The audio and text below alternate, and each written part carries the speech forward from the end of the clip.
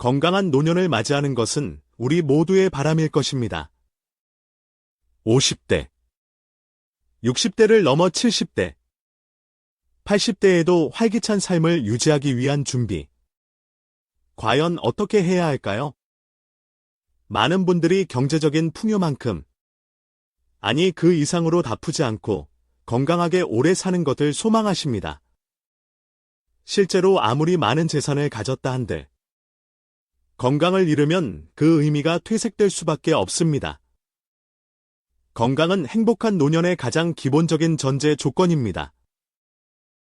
오늘은 세계적인 암센터 MD 앤더슨에서 오랜 기간 수많은 환자들을 진료해 오신 김희신 박사님의 고견을 바탕으로 건강 장수와 암 예방, 그리고 암에 걸렸을 경우의 대처법에 대해 자세히 말씀드리고자 합니다.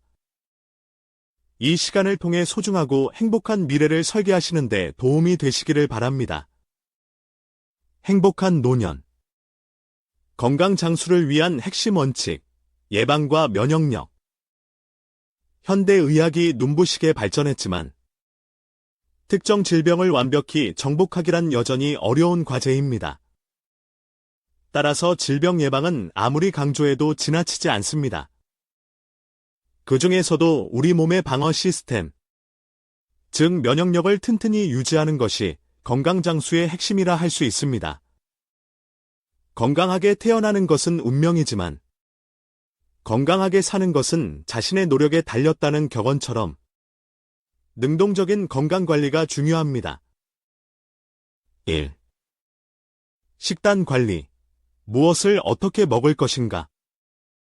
면역력 강화를 위한 첫걸음은 바로 식단 관리입니다.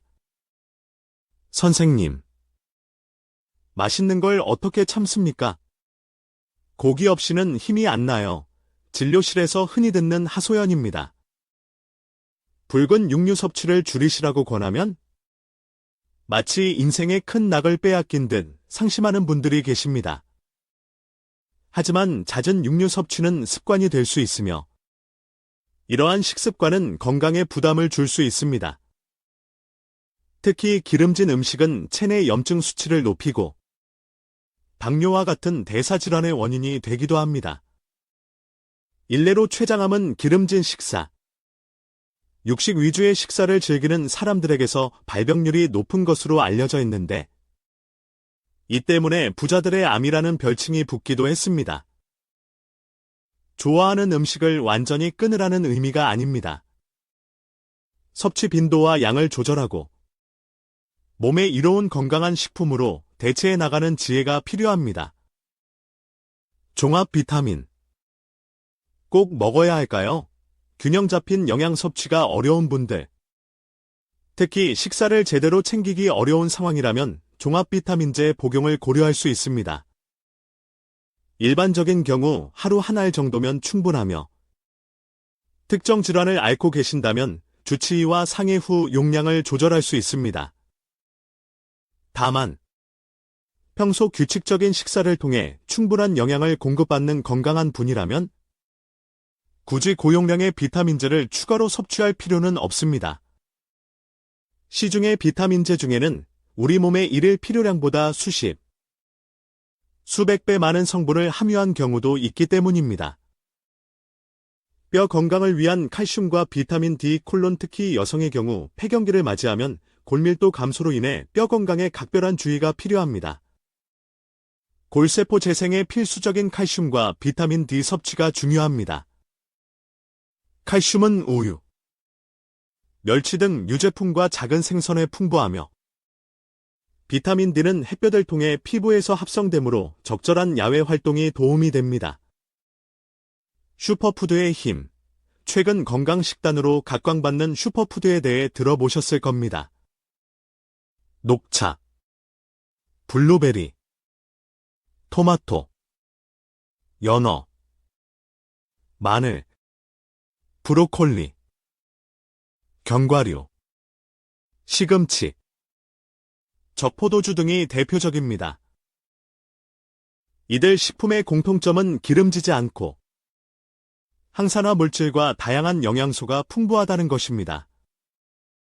과학자들은 식물에서 추출한 파이토케미컬 성분이 우리 몸에서 항산화 작용을 하고 세포 손상을 억제하며 암세포의 성장과 전이를 늦추는 효과가 있음을 밝혀냈습니다. 녹색 채소, 시금치, 브로콜리 등 손상된 DNA 복구를 돕고 췌장암 발병률을 낮춘다는 연구 결과가 있습니다. 토마토, 수박, 리코펜 성분이 풍부하여 폐암 억제에 도움을 줄 수 있습니다. 토마토는 익혀서 식물성 기름과 함께 섭취하면 리코펜 흡수율이 높아집니다. 마늘, 알리신 성분이 강력한 살균 효과와 함께 위암 예방에 기여합니다. 생마늘보다는 장아찌나 익혀 드시는 것이 위에 부담이 적습니다. 사과, 감귤류, 사과의 플라보노이드 성분은 유방암 재발 방지에, 감귤류는 폐암 예방에 긍정적인 영향을 줄 수 있습니다. 씨앗과 견과류, 불포화 지방산이 풍부하여 영양소 흡수를 돕고 심장 질환 예방 및 노화로 인한 근육 감소 개선에 도움을 줄 수 있습니다.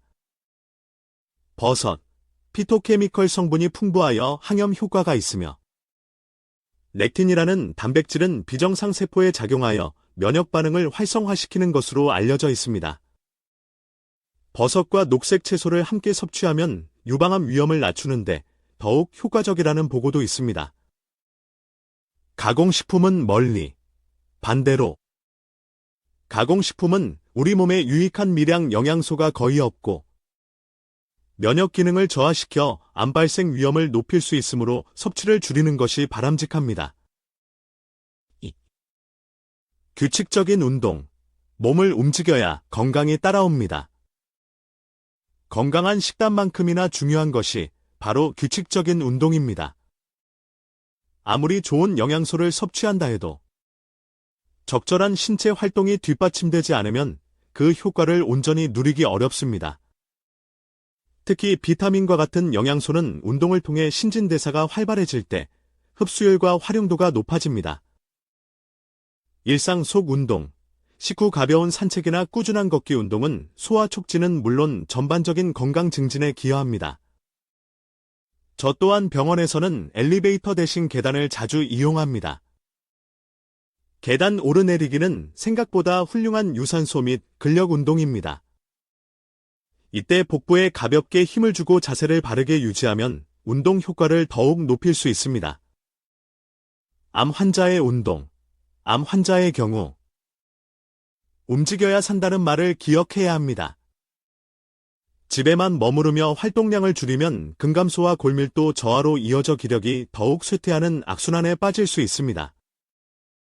힘들더라도 천천히 걷는 연습부터 시작하여 신선한 공기를 마시며 가볍게 움직이는 것이 중요합니다. 좌식 생활의 위험. 현대인은 잠자는 시간을 제외하고 대부분 앉아서 생활합니다. 과도한 스트레스, 불규칙한 식사, 운동 부족은 우리 몸의 자율신경계 균형을 무너뜨립니다. 교감신경이 항진되면 몸은 비상사태로 인식하여 근육 긴장, 혈관 수축, 혈압 상승 등을 유발하고 면역세포의 기능 저하로 이어질 수 있습니다. 적절한 운동의 효과. 적당한 운동은 지방을 줄이고 근육량을 늘려 적정 체중을 유지하게 하며 뇌의 기능을 촉진하고 도파민 분비를 증가시켜 긴장 완화에도 도움을 줍니다. 꾸준한 운동은 대장암, 폐암 등의 발병 위험을 낮추는 효과도 있습니다. 가정에서는 배우자와 함께 줄넘기, 훌라후프, 철봉 매달리기 등 가벼운 대화가 가능한 강도의 운동을 즐기는 것도 좋은 방법입니다. 3. 생활 습관 개선, 건강을 지키는 작은 실천들. 디지털 디톡스와 뇌 건강. 디지털 기기에 대한 과도한 의존은 경계해야 할 부분입니다. 예를 들어 스마트폰에 모든 전화번호를 저장해두고 기억하려 노력하지 않으면 뇌의 기억 기능이 점차 퇴화할 수 있습니다.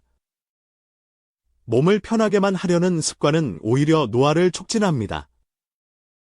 바쁜 일상 속에서도 잠시 짬을 내어 독서나 사색을 즐기고 짧은 낮잠으로 뇌에 휴식을 주는 것이 치매 예방에도 도움이 됩니다.